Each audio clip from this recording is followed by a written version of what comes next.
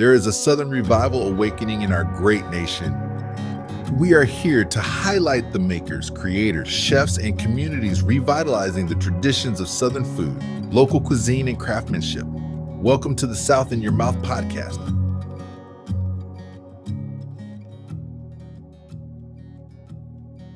Being live. It is. God, it's so weird. All right. Hey, guys. Welcome back.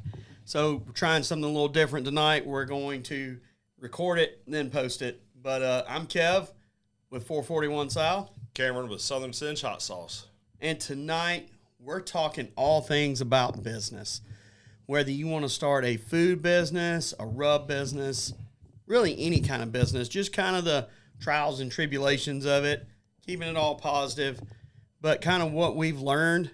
We want to share a little bit with you about some of the stuff we've learned, some of the mistakes we've made that we've learned from, to kind of help y'all if y'all ever want to try your hand at the food business. So first off, Cam, we've both kind of started a little bit in the same direction. I know you came from the food world, but you've started your own. You're working on starting your own hot sauce business. Yes. Right now. What has been, other than, first off, let's start with, you got to set up a business model. Yeah. You got to have a good business plan. You got to have a product first. Right. So if your product's good enough to sell it. But yeah, definitely you got to come up with a model, and everyone's business model is completely different and geared to a different aspect. It's like, I met a guy last week who has a pickle company and incredible product, and he was telling us that his sole purpose for this business is to have gorillas buy him out. Sole purpose. He wants to be a thorn in their side until they write him the check. Wow. Yeah. And I was like, okay. I mean, if everyone does their own thing, but it was a little, I guess, aggressive from how he said it, but yeah. Wow. So, I mean, that's one way of looking at it. Obviously, everybody has a different aspect. A lot of people like Cam and I, they have a passion for what they do. And guys like that, they may have a passion for what they do, and they have a good product, but their business model is, let's get in there and let's make as much money as we can and get out or go on to the next. I wish I was that smart. I think I'm that smart. I wish I had that mentality about it, because I just don't. I don't. I always err on the side of the customer, and I always try to put them first, just like I would want to be treated, and to a fault a lot of times. So starting a business, the main thing you want to do is, one, like Cam said, have a product. Have a good enough product to sell. Test the market. Say it's a rub company. Give it out to your friends, coworkers. Get feedback before you start dumping a ton of money into and a lot of time. And it just, that's how I feel about. I totally agree. I think you need to get some honest feedback, though.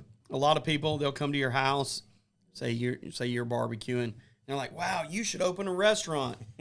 I don't know how many people have opened restaurants because a friend told them that. And, I agree that, I think anything can be tweaked to being a successful restaurant.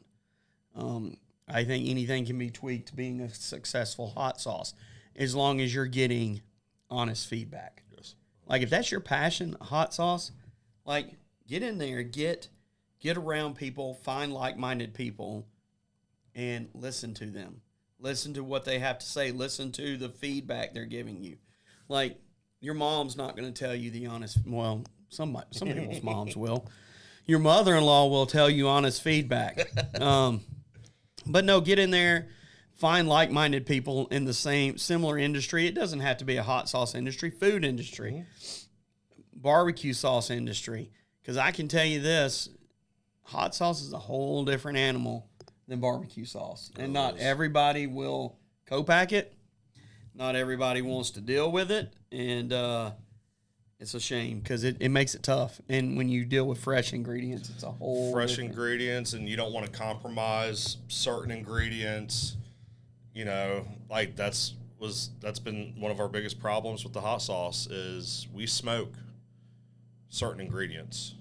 We don't put liquid smoke or any additive in our sauce, and I'm not gonna have that in the sauce because it will take away the integrity from what we've put into it.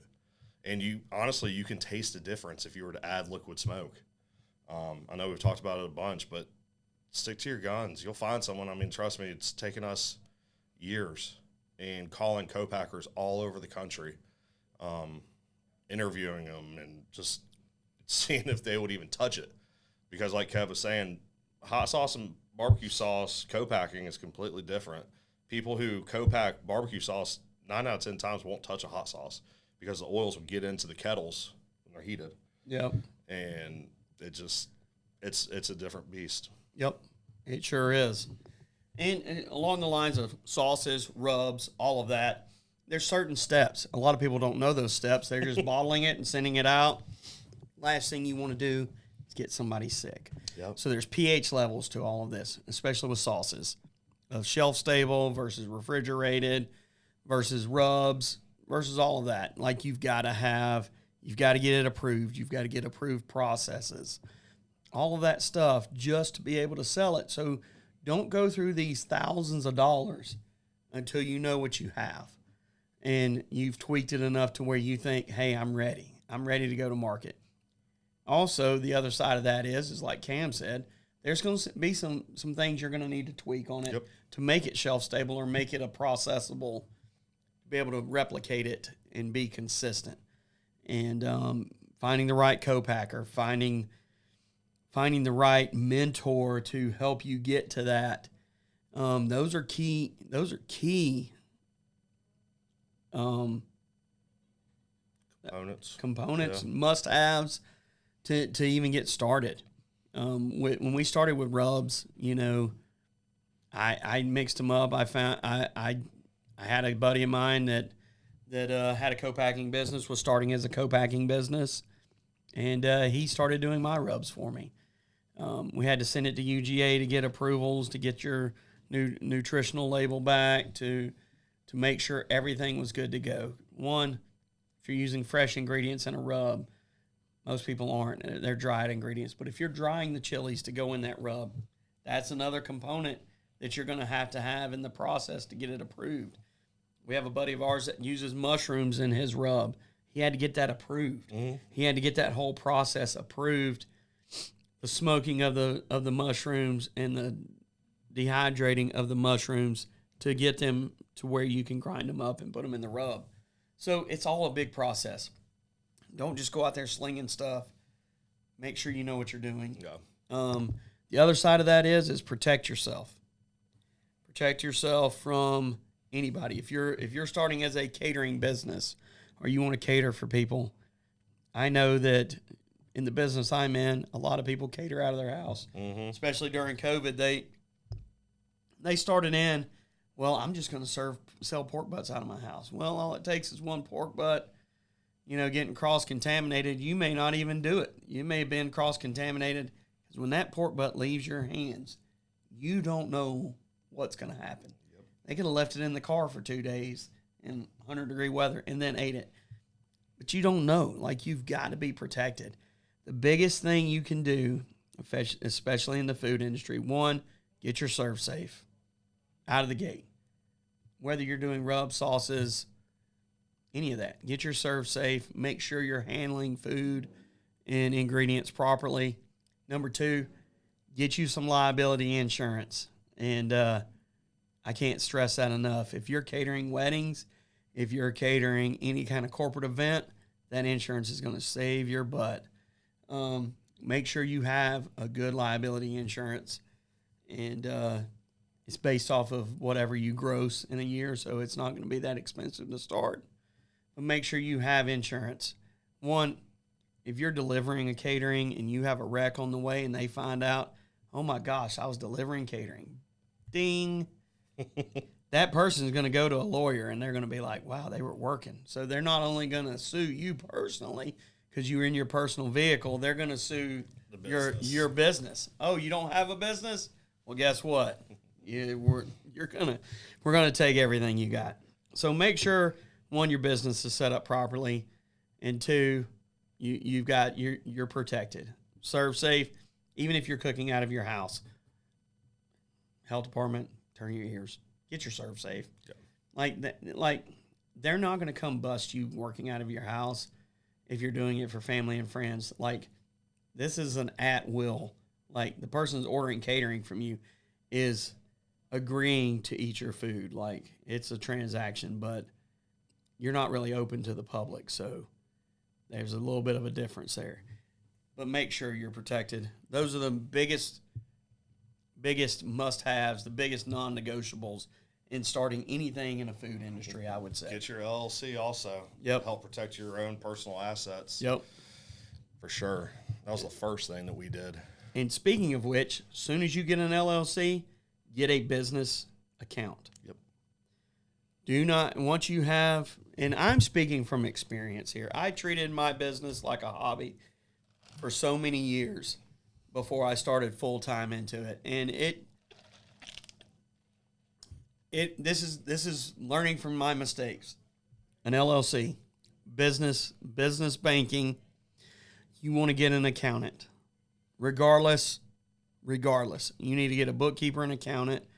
Like, when you're first starting off, you may not need one right away. You may think you can handle it. Trust me, you need some oversight into this. They're going to help you set your buckets up. They're helping you set up everything, your chart of accounts in QuickBooks, because you're going to need QuickBooks to be able to track everything, to send your invoices. A lot of people use PayPal or Square or something. That's fine. You can use all that, but you've got to have an accounting software on top of that. So get you a business account. The only thing that comes out of that business account is business expenses. Do not, when I say business expenses, if you're going on a business dinner, yeah, use your business card. But do not pay a truck payment, gas bill, credit card, unless it's a business credit card. Your mortgage, do not pay your mortgage out of your business account. So make sure that when you're doing all of this, those funds, if you need it out of your business account, get transferred, owner's compensation, into another account. Do not ever pay any personal expenses out of your business account.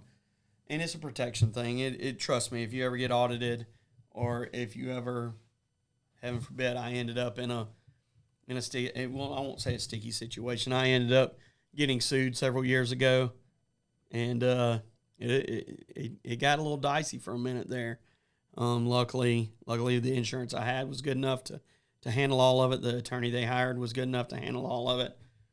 But don't get me wrong, it's scary, it's stressful. Mm-hmm. Protect yourself as much as you can.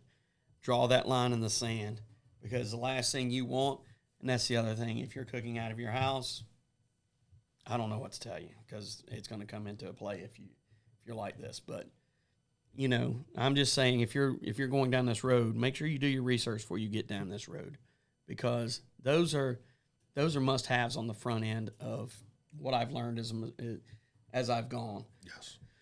Food truck. A lot of people want to start in a food truck. It's a hard hustle.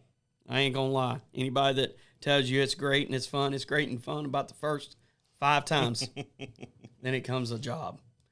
I still love what I do every day. My role around here has drastically changed. Just like Cam's role with making hot sauce is going to drastically change when he gets a co-packer. Yeah, 100%. Your role is going to be an ambassador. Like, you're going to be selling. You're going to be the salesperson for that rub and quality control and everything else. And you're putting a lot of trust in someone else to make your passion. That's right. Truly. I've had sauce. People ask me why I don't sell my sauce anymore. Well, I've had a couple of co-packers that it just wasn't the same.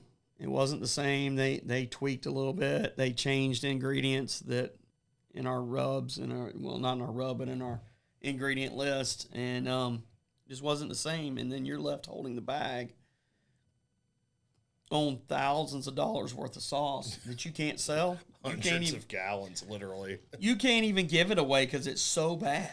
And And it takes something as simple as that, as them switching the smallest of ingredient, a sugar. If you were putting turbinado sugar in it and they wanted to start putting white sugar in it, there's going to be a difference, especially when you're cooking that much. Even I've heard stories of salts. yep. Same thing. Well, some salts like have filler in it. Some of them have like a Morton kosher salt and a Diamond Crystal kosher salt, two different things. Mm-hmm. Diamond Crystal is so different than a Morton's kosher salt. Yep. Morton's kosher salt has some additives to it that Diamond Crystal doesn't. It has non-caking additives and stuff like that.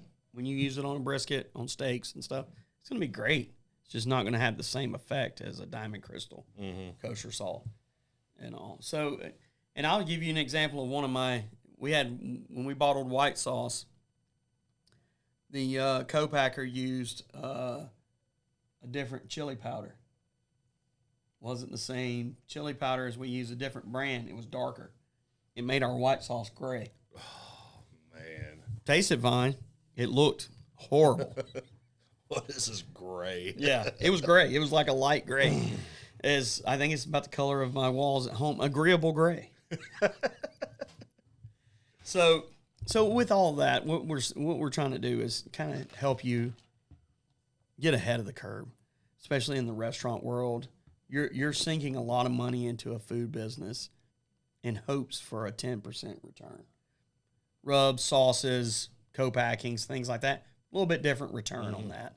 A little bit more profitable. But in the food service industry, whether it's a food truck, catering, restaurant, 10%. Like 10% is the base. Like some of them are up there and they're making a little more.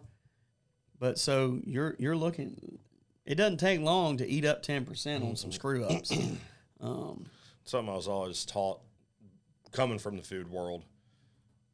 It takes 7 years to truly know if your restaurant's going to be successful or not.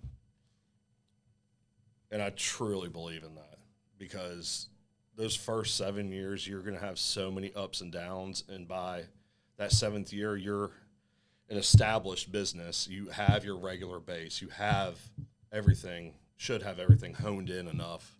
So just rock and roll and go about it. Yeah. I don't know. I feel like I'm starting over every day. For real though, he's exactly right. We've been here in a restaurant for 6 years in the brick and mortar.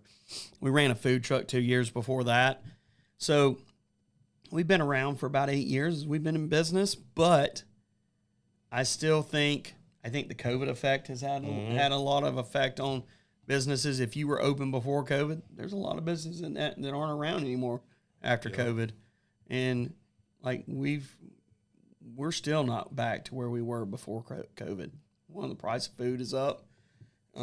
People aren't, I don't know what it is. I can't necessarily say it's people aren't eating out as much. I don't know. Like it's just a different ball game. It really is. With restaurant world.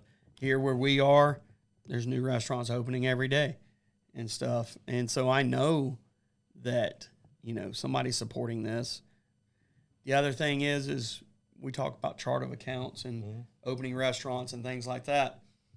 And say, regardless of whether you're a wholesale and you need warehouse space, or you're retail, or if you're a food truck and you need a commissary kitchen, just know that rent will make or break you. 100%. I mean, I would love to tell you to go out and buy something. Not everybody's lucky. I don't know if I'll ever be able to afford to buy a building. I'd like to think so, because I think that would be ideal. But a good rule of thumb is keep your rent under, a lot of people say 10%, but I'd say 7%. Ours right now is around 5%. We're constantly monitoring that, but keep your rent down to under 10. I would say under 7. Everybody says a good rule of thumb is the rule of 30s. 30% overhead, 30% labor, and 30% cost of goods leaves you 10% profit. I don't know. Like right now, I'm running about a 33 to 35 on on labor. My overhead's a little lower, and then my food cost is up there. But you've got to be able to, know what what you can sell food for, and go in it that way. So, not necessarily, hey, I've got this much in it, I'm gonna have to sell brisket for $50 a pound. Nobody's gonna buy it. So, you want to serve a quality brisket like a Creekstone or a CAB, and you figure it up, and it, the market around your area dictates that you only can get $28 a pound for it. Well, you've got to figure out how to make that $28 a pound work. Yep. Or either only serve so much brisket and then sell pork the rest of the time. Things like that. You've got to always think outside the box. That's why I'm always doing specials. I'm always serving something, not necessarily, because I don't think our specials aren't dictated by leftovers. Our specials are dictated by what's affordable that I can serve, and like, because we serve steak, we do prime rib, we do pork steaks. These are prime rib and steak are not more economical cuts. That pork steak though is, and it's good, and that's why we come up with the specials we come up with and things like that. Beef ribs. Beef ribs are not a profitable item. I have a good friend of ours. He sells them. He only has so many every Saturday, and I get it. I get it. Like, I do them once a month, and I do them because of y'all. I don't do it to make money because I'm not making any money off of them. But also, know your customer base. 100%. It's like the hot sauce. Like find people that are your customers in the hot sauce. Throw out some samples, see what they think before spending $5,000 or $10,000 on a batch of hot sauce that you're like, oh God. It takes a lot. It takes a lot of balls. It takes a lot of trial and error to get it right. Very true. And I think you've been working on yours for years, right? We've had the recipe from day one, or not day one, day two, but everything else, yes. And literally, I've called in every favor to get it into people's hands to get that unbiased opinion of how it is. I'll go to events and just hand out little sample bottles and just say, hey, shoot me an email, tell me what you think. You don't know me, Yeah. And I've been very fortunate that the feedback's been very good. That's why we're still continuing down this path to get it on the tables. So it's just a lot of trial and error. Like you said, we've talked to co-packers all over the country for years, and we've only found 2 that will play with it. And then we had the problem of sourcing ingredients because, like I said, we weren't going to compromise the integrity. And we finally, 4 months ago, found a certain farm that will do what we want done. It takes time, and definitely do your research. Like, people can give you referrals all day, but do your own research, and that's something else that we've learned. Ask for a customer list. Like, don't be afraid to ask for a customer. Some of them will say, I can't share that with you, whatever. But if they're a reputable company, they will gladly hand you over a customer list. Like years ago when I worked on elevators, we had UGA. Come. We had UGA for 20 years. Same company, 15, 20 years. Went through like 4 or 5 different 5-year contracts. And a non-union company came in and won the bid. And one of the things that differentiated them from us, and they knew that they wouldn't be able to hire the guys that they've had over there for years. They knew they wouldn't be able to hire the guys from there. But one thing that differentiated them from the other companies is they asked for references. And that company walked in and laid out their whole book of business and said, pick any customer you want. We'll take you there. You can call and talk to them. Wow. Like good, bad, indifferent. They gave them the whole customer list. So I think that speaks volumes. It's huge. for the quality of people they are, and the confidence they have in their product. So if you're dealing with vendors, co-packers, anybody like that, like, ask for references. And I don't care what vendor it is, like, you don't want to set yourself up for failure. Set yourself up for success out of the gate, and that's what's going to do it. It's going to save you a lot of heartache on the front end and on the back end. Other thing, branding. Yeah, branding's huge. Yeah. It's huge. You got to catch that eye. I mean, so with branding, I will say this: buy once, cry once. Like, spend some money, find you a reputable graphic designer to do a branding package for you, not just a logo, like your colors, everything, your fonts, everything, and stick to it. Like, that's one thing that I wish I'd have done it. My logo changed. We rebranded when we got to right after we opened the food truck. And then I rode around in a food truck with the old logo on it because, I mean, it was thousands of dollars to change it out. So branding is huge. Rebranding is huge. Make sure you get it right out of the gate. mm-hmm. On branding, I will say this. Cam's done it way better than I did. Don't pigeonhole yourself. There's something about branding yourself, being a personal brand as Kevin. Because who is Kevin? Who's Kevin Ward? Who is that? Well, he's a guy that cooks barbecue. You know, that's my brand as a person. Your restaurant needs to be a brand that is, whether you ever franchise it or not, franchisable. Mm-hmm. The E-Myth is a great book to read. If you've not read it, I highly recommend it. I read it about once a year, but it talks about replicating processes, and I'm terrible at it here because I try to hold everything right here. But being able to replicate that process and teach it to other people where you're not stuck in your business, you're working on your business.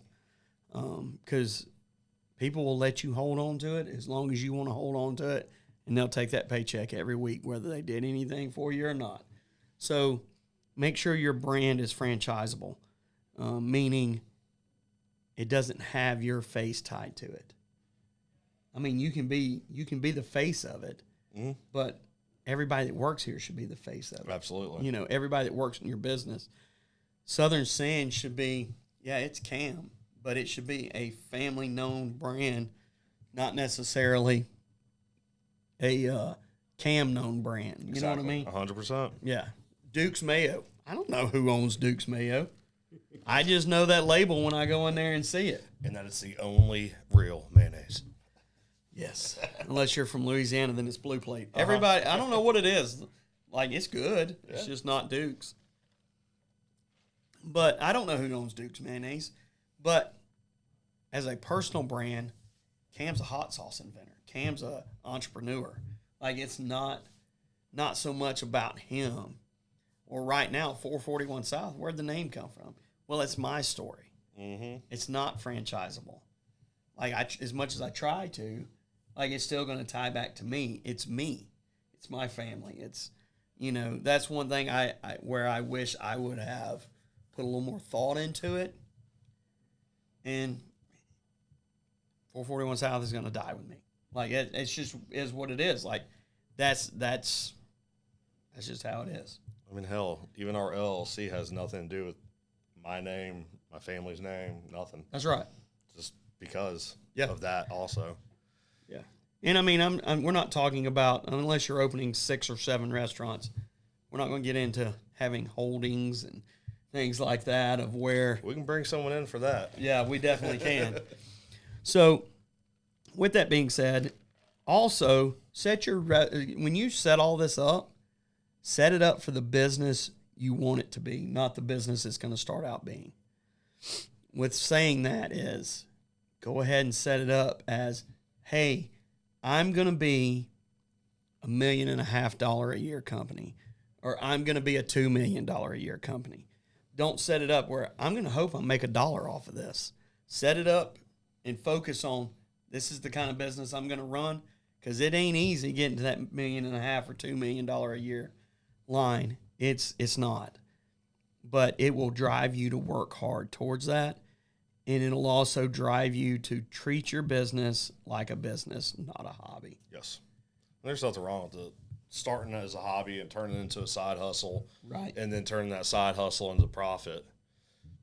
But once you start transitioning from that, like Kev was saying, you need to set up right then and be like, this is what I'm going to do money-wise, and you'll push yourself. You really will. And I mean, that's the phase that I'm in right now, and I truly see it. And yeah. Yeah, it's tough. It's tough, and it's worth a lot when you get to that phase. It's worth $1 or $2 to sit down with an accountant, an attorney, and make sure everything is set up the right way. That your family's protected. That your personal assets are protected. Mm-hmm. I can't stress that enough, and that you've got it set up right so you can be profitable out of the gate. I was talking to a food rep the other day. I guess I'm naive. Like, I've always focused on the products I serve and what I get in, and I don't care who it's from. I don't want the kickbacks or whatever. And I was asking, why do other restaurateurs sign contracts with food vendors or alcohol vendors? Why do they sign an agreement that locks them in? One, there's no wiggle room. This is the way I've always looked at it. No wiggle room. Like, once you're in that agreement, they can charge you whatever they want to charge you. Because you got to buy from them. You're in a contract with them. The other side of that is you are in a contract with them, and you're going to get rebates. You're going to get money off based off the volume you spend with them. And make sure that you're getting quality products, but make sure you're using your buying power as leverage to get the best, not necessarily the best deal, but the best bang for your buck, to where, because I'll be honest, like a 10% profit margin and you're spending $300,000 or $400,000 a year, or like me spending $800,000 to $900,000 a year on food and expenses, that little 5, 10, 15% back from them adds up. It's a nice little break. You think about it. If you're spending $800,000 a year and you get a 5% kickback, that's $40,000. Not bad for a 2-bit barbecue restaurant. I mean, that it's not a kickback. You're getting a rebate of 5%. You're getting some reprieve. Yeah, that's $40,000. May not seem like a lot, but at the end of the day, that's somebody's paycheck. That's somebody's salary that's working here.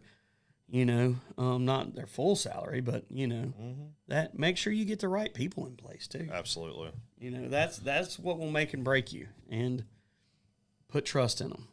Know that you can trust the people you got too. Because if you can't trust them, you don't need them. No, not at all. Yeah. And back to selling products. Cam, I know your model is a lot different than mine. So back when I started doing rubs and sauces, I wholesaled a ton. I was in 80 or 90 stores. I did business with Lodge Cast Iron in all their factory stores.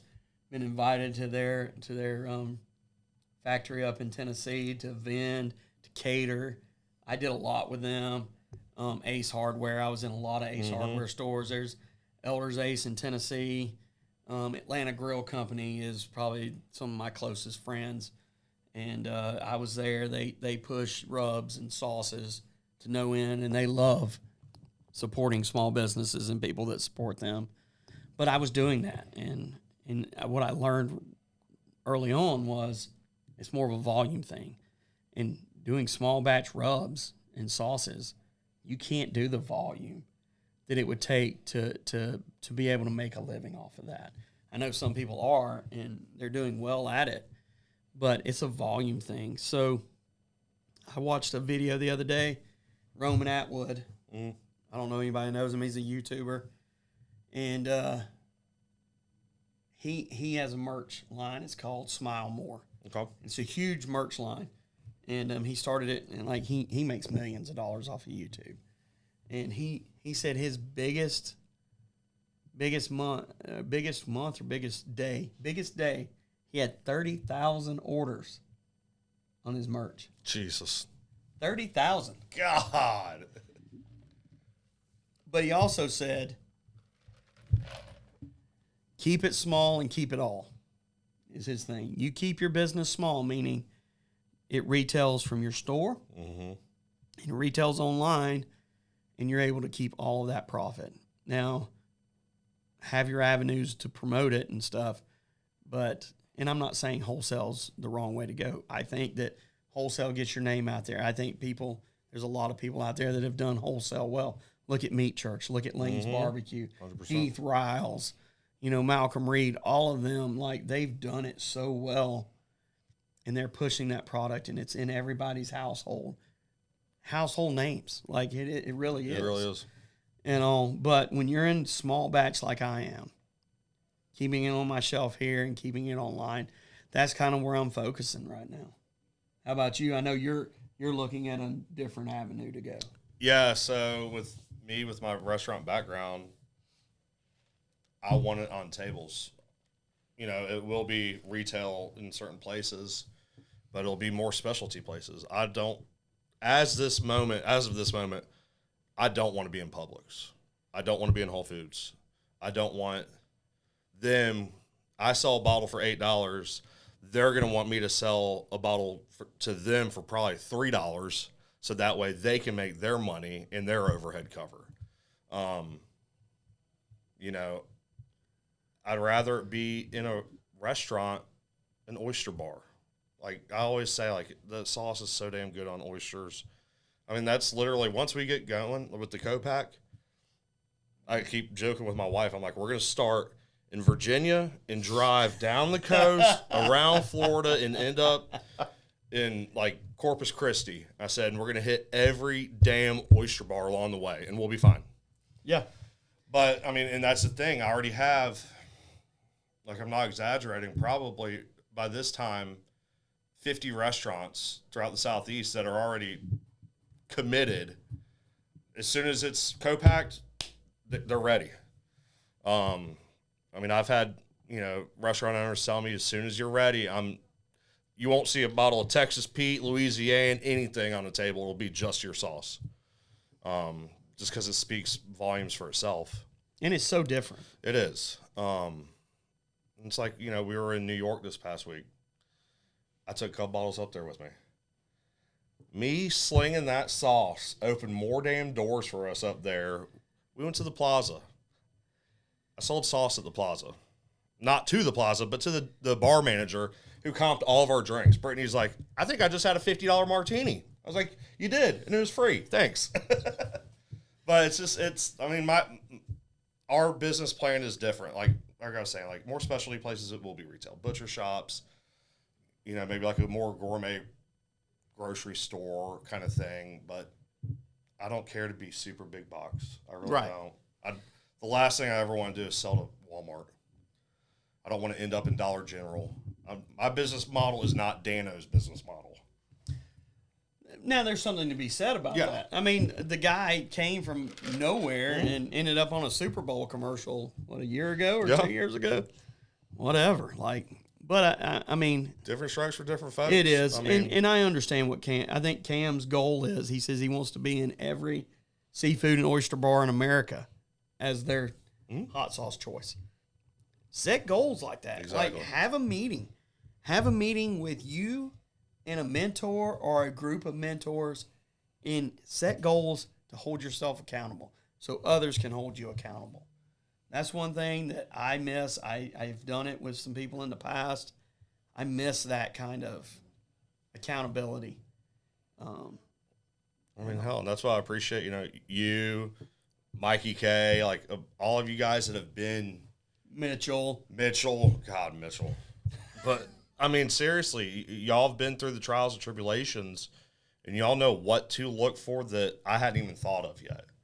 And it's been a blessing and truly amazing having these people as a group of friends and mentors. It's awesome. And definitely surround yourself with people who have been in the trenches. Yeah. Like, don't listen to your buddy who's done IT work his whole life. You can listen to him if he likes it, but I mean, it's just you need to surround yourself with success. And one thing is help other people. Like, share it. Because I talked about it this morning on my Facebook Live. Where I grew up, they did a thing called Chicken Mull, MULL. Yep. And, oh, shit. I got chicken stock running outside. Use the money to raise it. They raise money to help needy families for Very Christmas. cool. Very cool. They've done it since I was a kid. Since before I was a kid. It's cast iron pots over wood fire. I mean, the old school way of doing Brunswick stew and chicken mull. And this year was the first year they didn't do it. And they didn't do it because, one, I don't know what's going on with the church, but all the guys that have been doing it for years, that they've either passed on or they're just not in the best of health to do it. And the younger generation either doesn't want it or they haven't passed that knowledge down to keep it going. So finding that out yesterday, I asked my dad, I was like, who's got the burn barrels? Who's got the pots? Who's got everything that we need to do it? Because I don't want that tradition to die. Yeah.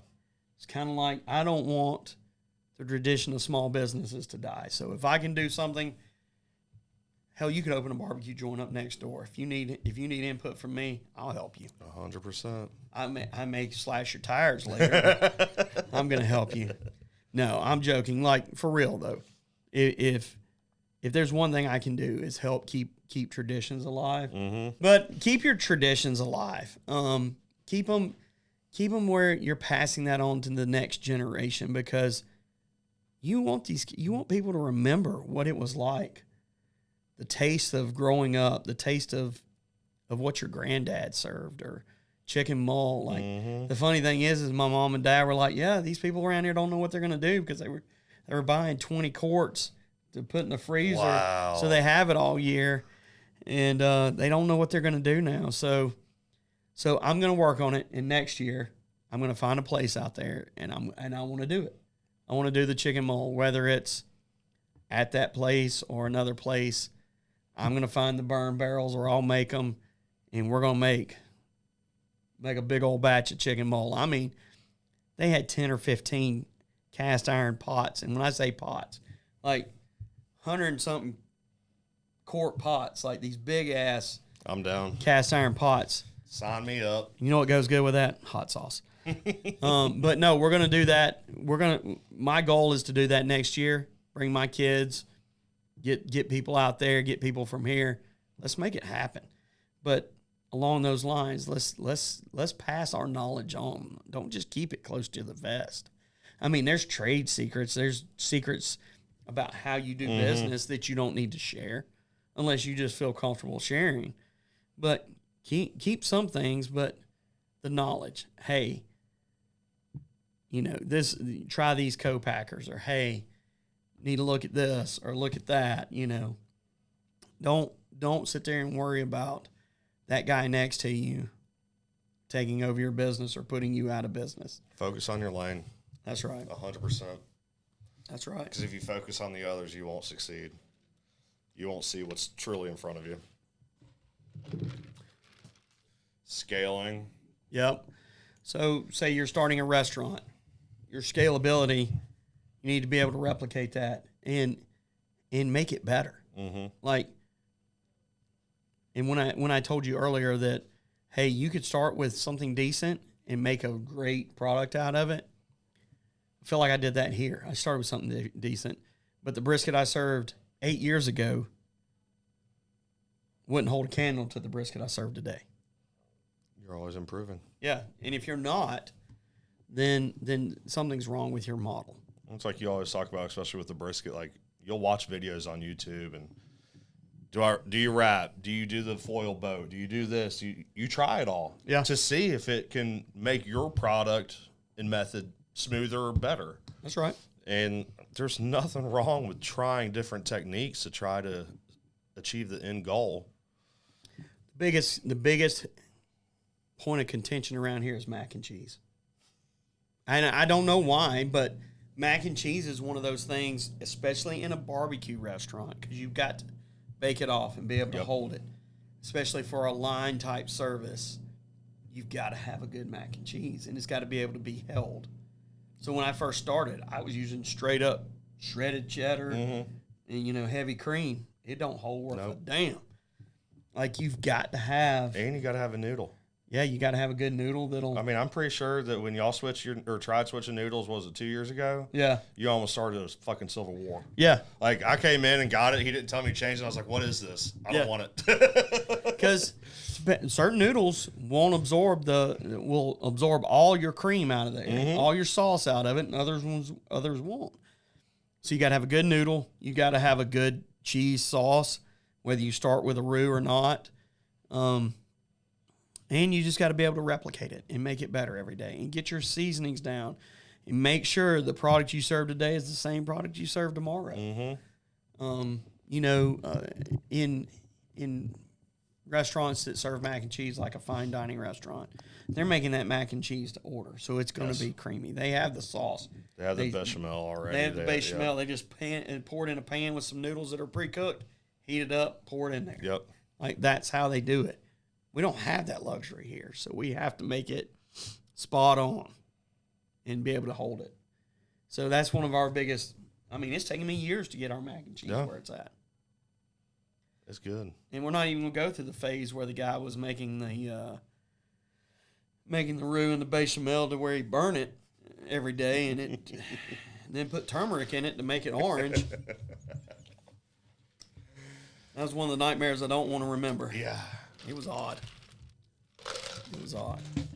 But yeah, scalability, hands down, even rubs and sauces. Yes. Like, you've got to be able to scale that in bigger batches and make it consistently the same. And that was one thing that I really struggled with at first, because at first I would just make one batch at a time. One batch yields roughly 15 bottles. Well, then I was like, all right, well, if I just do this times 4. So I did it, and we tasted, and we're like, where did I go wrong? Like, I did everything right, but you didn't. Yep. And so, like, now it's like, I know my limits for scalability for what I can do, and I respect that. And it's like, now I'm doing, like, 3-time batches, stuff like that. And if I need to crank out a ton, I'll get, instead of just throwing all the peppers on one smoke, I'll have the other grill going too. And then I'll just do 2 separate batches at the same time and fold it in together. And it turns out dead on. But that scalability, like, I'll never forget that first time my wife tasted it, and she's like, what is this? And I was like, Then you start questioning yourself. No doubt. You're like, no doubt. Should I throw some carrots in it to get the color right? No. Yep. So that's the other thing. Like, we can go into detail about that, but I don't think this is the right platform for that. But yeah, consistency and scalability are keys to longevity in a business. Yes. And all, no doubt. Well, guys, thank y'all for joining us. We'll get it uploaded. We look forward to next week. Next week, we're going to talk about what to get your man or your woman, pit mistress, whatever she calls herself these days. What do you get? Christmas gifts. Gift guide for the grill master at heart. That's what we're going to talk about next week. Yes. And I think it'll be a banger. We're going to do it live as well. So y'all tune in next Tuesday night. This will be uploaded tonight. And we look forward to seeing y'all. Thank y'all so much. If y'all ever have any questions about business, if I don't know the answer to it because I've made those mistakes, I definitely know somebody that has answers to it. Absolutely. And all. And I'm not perfect by no means. I learn something new every day. So y'all hit us up. We're an open book. 100%. Yeah, man. Y'all enjoy. Thank y'all. See ya.